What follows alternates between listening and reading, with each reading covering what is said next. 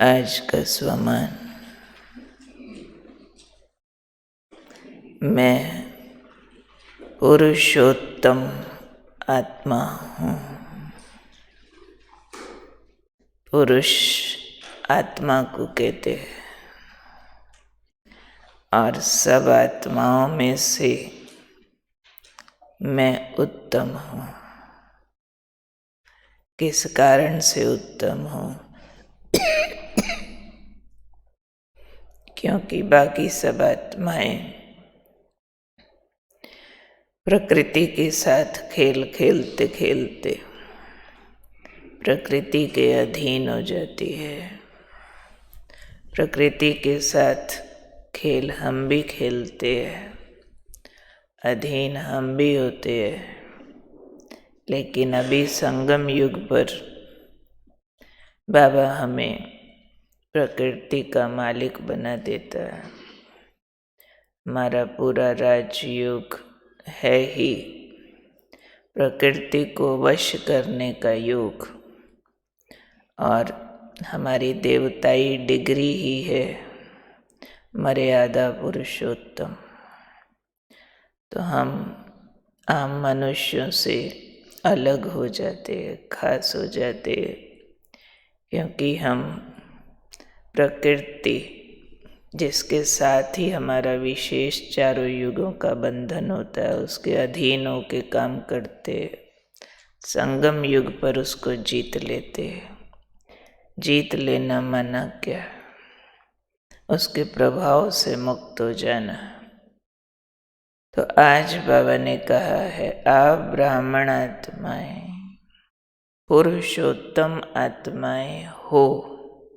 सिर्फ बनेंगे नहीं, अभी संगम युग पर ही आप पुरुषोत्तम हो। पुरुषोत्तम माना प्रकृति को दासी बनाने वाले, प्रकृति के प्रभाव में आने वाले नहीं। उनको कहेंगे कि ये पुरुषोत्तम आत्माएं हैं जिनकी प्रकृति दासी बन जाए। अब प्रकृति दासी माना क्या? प्रकृति की कोई भी प्रकार की हलचल उसके प्रभाव में न आए। फिर आज प्रकृति के रूप को बाबा ने जो हलचल आती है उसको बताया साधनों के रूप में। कोई भी वस्तु, कोई भी पदार्थ, कोई भी साधन, उसके प्रभाव में पुरुषोत्तम आत्माएं नहीं आ सकती। क्यों नहीं आ सकती? क्योंकि पुरुषोत्तम आत्मा उसी को कहेंगे जो योगी भी है और परयोगी भी है। परसों भी बाबा ने कहा ना, योगी के साथ अब बाबा को ज़रूरत है परयोगी आत्माओं की, कि ज्ञान और योग की शक्तियों का प्रयोग संस्कार परिवर्तन पर करें। संस्कार परिवर्तन ही श्रेष्ठ संसार का आधार है। ये उसी की कंटिन्यूशन है कि हमारे योग के प्रयोग हमारे साधनों को अधीन भी बनाते हैं, परंतु जब हम साधना अच्छी करते हैं ना, योग के प्रयोग अच्छे करते हैं, तो साधन बहुत आते हैं। तो साधना साधनों को ला देती है, परंतु फिर परंतु है, हमारी साधना साधनों के आधार पर ना हो। साधन साधना को प्रभावित न करें। ना तो हम साधनों के आधार पर साधना करें कि मौसम अच्छा, कुर्सी अच्छी, खुशबू अच्छी, हीटिंग अच्छी, वायुमंडल अच्छा तो योग लगता है। इनमें से कुछ भी ऊपर नीचे हुआ मेरा योग ही नहीं लगता है। फलानी जगह बैठूँ तो लगता है, फलानी जगह बैठूँ तो टूटता है। नहीं, कल भी कहा, कैसा भी वायुमंडल हो, दूषित से दूषित वातावरण, संग भी खराब हो, वायुमंडल भी खराब हो, तो भी योगी आत्माएं उसको बदलती हैं। ये नहीं कहती कि इसका प्रभाव मेरे ऊपर पड़ रहा है। तो आज भी बाबा ने कहा है, पुरुषोत्तम आत्मा प्रकृति की कोई भी हलचल से प्रभावित ना हो, मतलब कोई भी साधन सेम न रहे, मेरी पसंद वाला न रहे, ऊपर नीचे हो जाए तो भी मेरी साधना न टूटे। साधना के आधार पर साधन बहुत आएंगे, अभी और भी आएंगे, जिसको बाबा ने कहा ना, प्रकृति दासी बनती है, अभी भी बनती है। आपने जो जो चाहा भी नहीं होगा, सोचा भी नहीं होगा, वो वस्तु, पदार्थ, सुविधाएं आपके आगे पीछे आप पर अर्पित होने के लिए आती रहेंगी, परंतु हमारा मन उनको ठुकराता रहे, हमारा मन उसमें मैंपन न फील करे, हमारा मन उसको अपनी साधना का आधार न बना लेवे, गुलाम न बन जाए। साधन जरूर आएंगे साधना से, पर पेपर के रूप में आएंगे या सेवा के लिए आएंगे। साधनों से सेवा करें, लेकिन उसके आधार पर साधना न करें। वो प्रभु प्यार के आधार पर हमारी साधना होनी चाहिए। हमारे अपने ज्ञान और हमारी अपनी आत्मिक स्थिति के आधार पर हमारी साधना हो। हमारे आंतरिक योग बल ऐसा बना हो, जो योग बल साधन ऊपर नीचे होने पर भी हमारी खुशी बरकरार रखे, हम अडिग रहें। इसको हम कहेंगे अपने पैरों पर खड़े रहे। तो प्रकृति ऐसों को सैल्यूट करती है, पेपर लेती है, पहले चढ़ावे चढ़ेंगे, सब कुछ प्राप्त होगा, सुविधाएं, मान, शान, दौलत सब मिलेगा। थोड़ा योग लगाएंगे, बीमारी ठीक होएगी। थोड़ा सोचेंगे, जैसा चाहिए था वैसे हालात, वैसी बातें घटने लगेंगी। आखिर तो हम परम शक्ति से योग लगा रहे हैं, चमत्कार है उसमें, परंतु वो योग बल हमारा वृथा न हो जाए। हम साधनों के लिए साधना न करने लग जाएं कहीं। अगर साधनों के लिए साधना करने लग गए, फिर जब साधन आएंगे तो मुरीद बना देंगे। फिर वो साधन आएंगे तो मैंपन लाएंगे, बाबा भूल जाएगा, मैं के गाने गाने लग जाएंगे। इसको कहेंगे कि हम प्रकृति के वश हो गए, वाह वाह करने लगे ना, वाह रे मैं, मेरी कोठी इतनी बड़ी, वाह रे मैं, मेरे तो ये वाली पोजीशन इतनी अच्छी, वाह रे मैं, इतने लोग मेरी बात मानते हैं, वाह रे मैं। नहीं, अगर बाबा ना होता तो ये सब कुछ कहाँ से आना था। ये तो हमारे राजयोग की शक्तियों का, एक नाखून का भी 100वां हिस्सा की शक्ति से काम होते हैं ये वाले। तो उसमें शक्ति ना भी यूज़ करो तो बाय प्रोडक्ट के रूप में आते हैं। अब बाय प्रोडक्ट की कितनी वैल्यू है।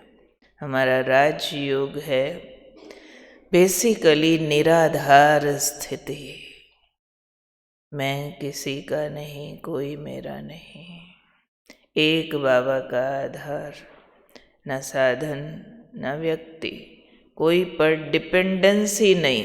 आई डिपेंडेंसी है तो कल सारा योग बल उसमें नष्ट हो जाएगा। कमाया ज़रूर होगा, लेकिन अगर समझो कच्ची छत में नीचे की शटरिंग हिल जाए तो सब कुछ धड़ाम गिरने वाला है। ऐसे ही हमारा आधार एक बाबा पर नहीं गया और साधनों को सिर्फ आधार बनाया हुआ है, वो तो गिरने हैं। सब नाशवान है, प्रकृति है, साधन हिलेंगे, गिरेंगे, धोखा देंगे, व्यक्ति धोखा देंगे या दूर जाएंगे। तो आत्मा विचलित न हो जाए, आत्मा बेसहारा न फील करने लगे। इसलिए बाबा हमें याद दिला रहे हैं कि तुम पुरुषोत्तम आत्माएं प्रकृति जीत हो, वस्तु, व्यक्ति, पदार्थ जब जैसा चाहिए मिलेगा अवश्य, क्योंकि प्रकृति दासी बनती है आपकी। लेकिन आप उसके आधार पर जीवन मत चलाना, आपके नौकर लोग हैं। अब नौकरों के आधार पर थोड़ा ही कोई जीवन यापन करता है कि नौकर अच्छा मिल गया ना, अब मेरी ज़िंदगी अच्छी गुजर जाएगी। कोई सोचेगा ऐसा? भाई नौकर तो आज है कल कहीं और जाएगा, वो तो आपकी तनख्वाह के आधार पर चल रहा है, लेकिन सहारा नहीं बना लेवे। तो याद रहे, प्रकृति भी हमारी रचना है, हम रचयिता की संतान, हम भी मास्टर रचता है, प्रकृति पति है।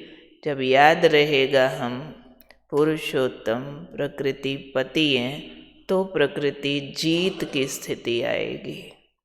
तो जो भी साधन हमारे आसपास है, मैं आत्मा हूँ, परमात्मा की संतान हूँ, इसके अलावा मेरे आसपास जो कुछ है बार बार सोच के देखना चाहिए, ये सब कुछ ना रहे तो। आज जैसी क्लासेस मिल रही हैं, सेंटर पे संग मिल रहा है, ना रहे तो।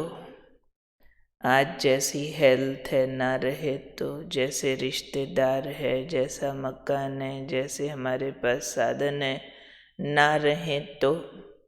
अंदर से आवाज़ आना चाहिए, ये रहे या ना रहे, जब जहाँ जैसा मुझ आत्मा को चाहिए होगा, बाबा बैठा है। मेरी शक्तियों और बाबा की मदद के आधार पर हमें जंगल में भी भोजन पहुंच जाएगा। ये फलाने रिश्तेदार ना सही, जब जहाँ जैसा मुझे चाहिए और लाखों रिश्तेदार पैदा हो जाएंगे। तो ये है अपने को आज़ाद भी रखना और निश्चय बुद्धि भी रखना। तो याद रखना है, मैं कौन हूँ? मैं हूँ पुरुषोत्तम आत्मा, प्रकृति जीत। प्रकृति मेरी दासी है। प्रकृति की कैसी भी हलचल हो, मेरी साधना को प्रभावित नहीं कर सकती। मेरी साधना साधनों के आधार पर नहीं है। साधन जब जैसे चाहिए, साधना ठीक होने के कारण उपलब्ध होते रहेंगे। ये नहीं कि मेरे पास तो एक ही फलानी चीज़ थी, वो भी गई, अब मेरा क्या होगा।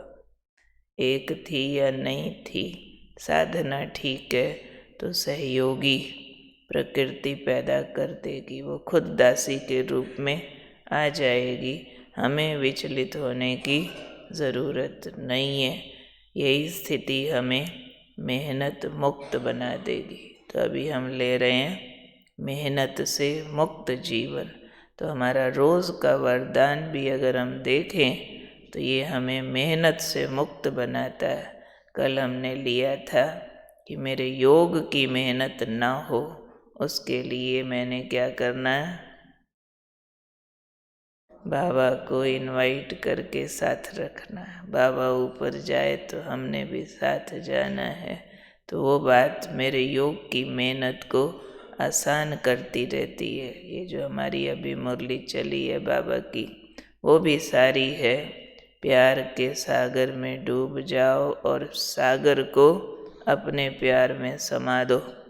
तो हमारा ये वाली धुन सेम 7 दिन चलेगी कि बाबा का प्यार जितना गहरा होता जाएगा, उतना पुरुषार्थ की मेहनत समाप्त होती जाएगी। मुख्य हमारी अशरीरी अवस्था, देहभान को भूलने की स्थिति हमें मेहनत से मुक्त करती है। जितना देह यानी प्रकृति में मैं आत्मा बंधी हुई हूँ, इसके भान में हूँ, उतना हर बात मेरे लिए मेहनत है।